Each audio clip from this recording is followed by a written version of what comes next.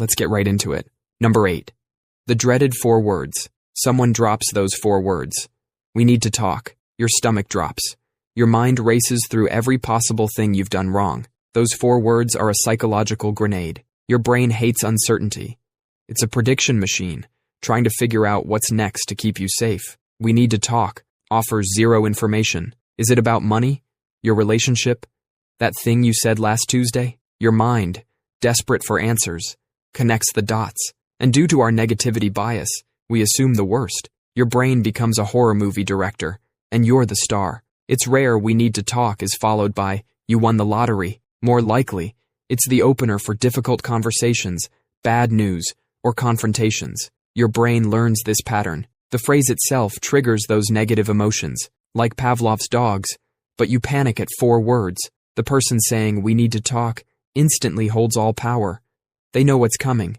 They've prepared.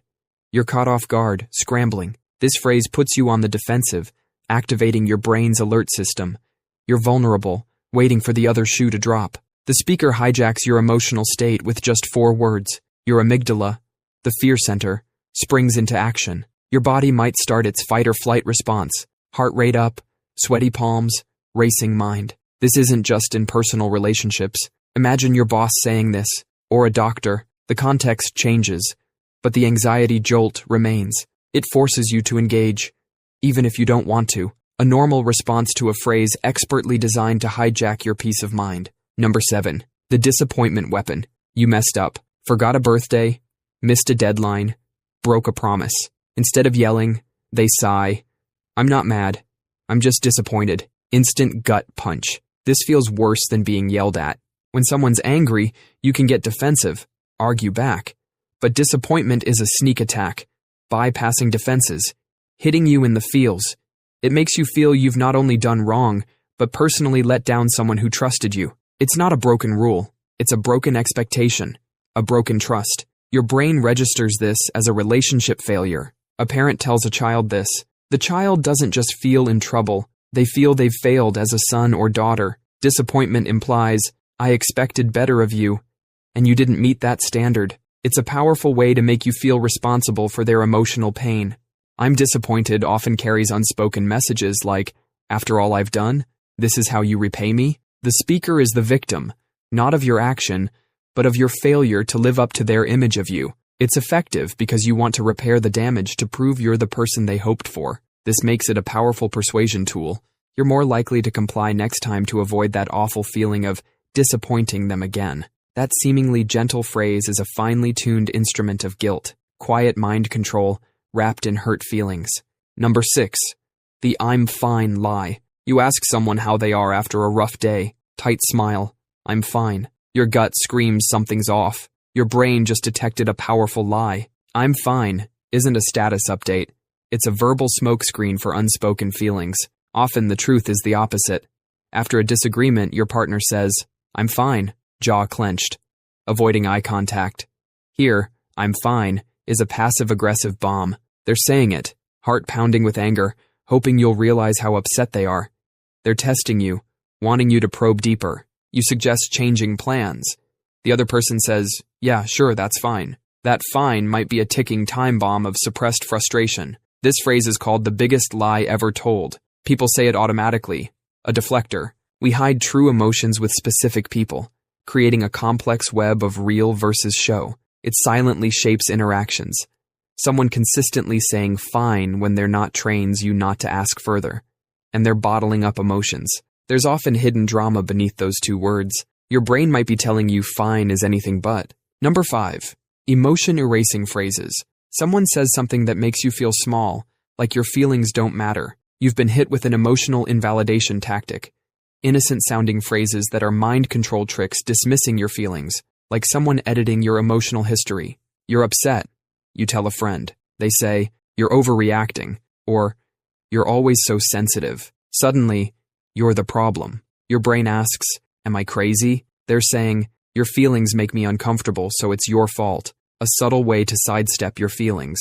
Or the classic, it wasn't that bad. You shared a tough experience, and they say your view is wrong, like they have a pain meter, and yours didn't measure up, making you feel your suffering isn't real, or you're weak for feeling it. Then there's just be positive. You're struggling, they say.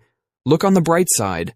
Or everything happens for a reason. Positivity is fine, but using it to shut down real sadness measure up, making you feel your suffering isn't real, or you're weak for feeling it. Then there's just be positive. You're struggling, they say. Look on the bright side.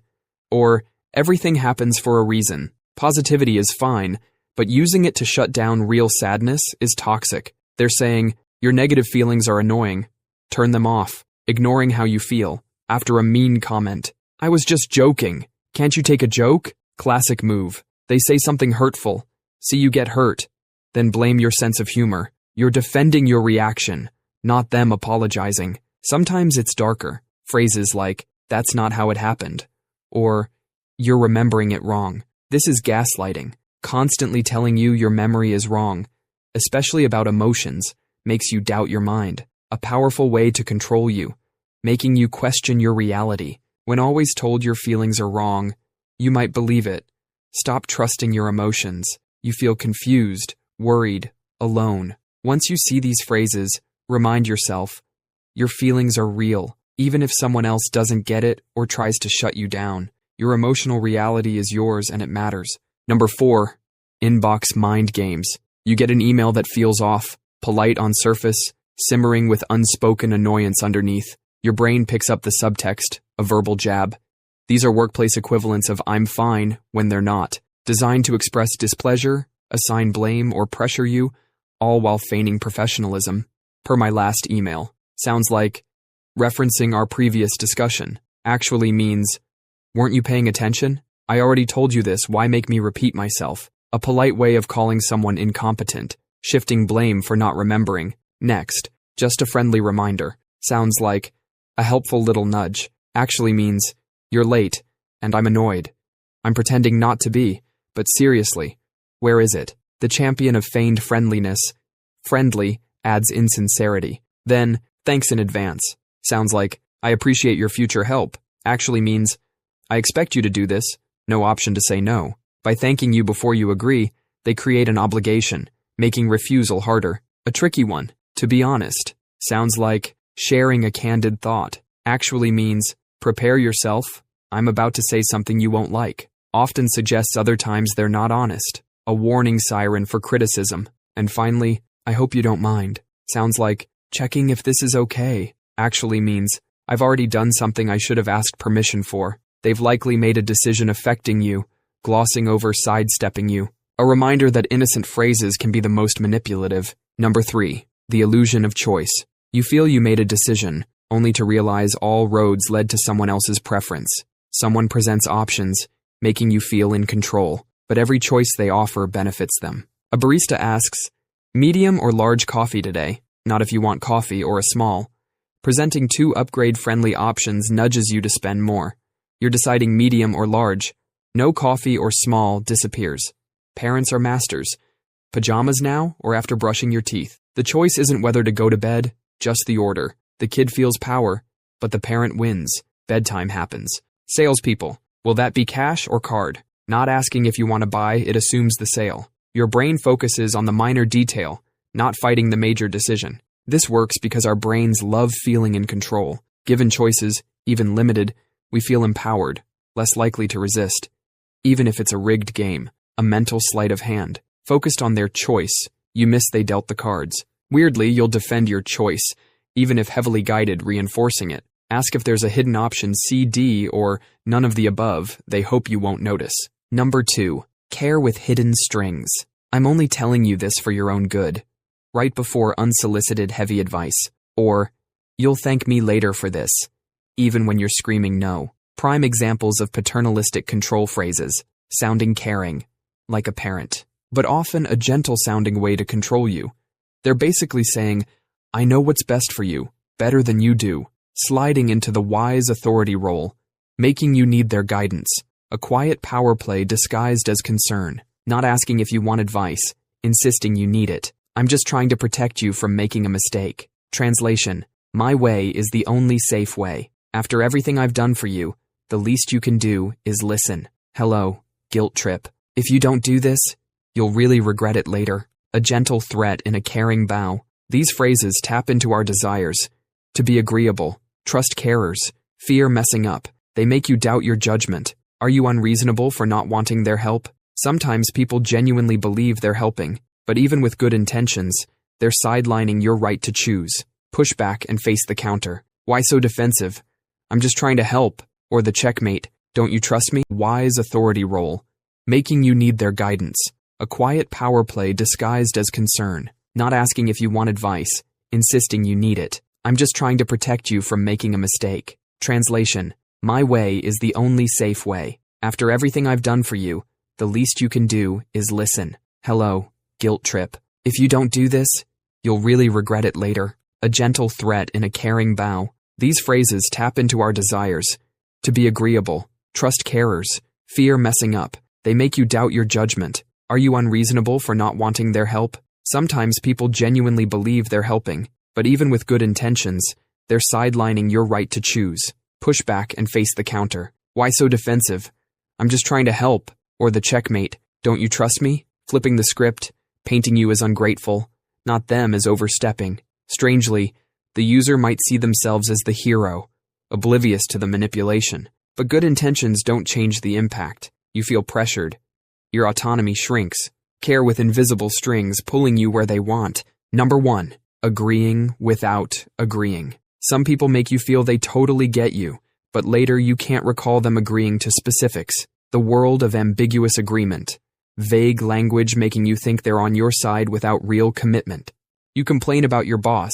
My manager is so demanding. Coworker. I understand how challenging that must be. They didn't agree your boss is demanding, just acknowledged your feelings. Your brain fills blanks. Yes, they agree. This technique is everywhere. Politicians. We all want what's best for our families. Best isn't defined. Your brain assumes they mean your best. Salespeople. Price seems high. They nod. Getting good value is really important. Didn't say it was good value. Didn't lower price. Just understood your concern. Somehow, you feel heard.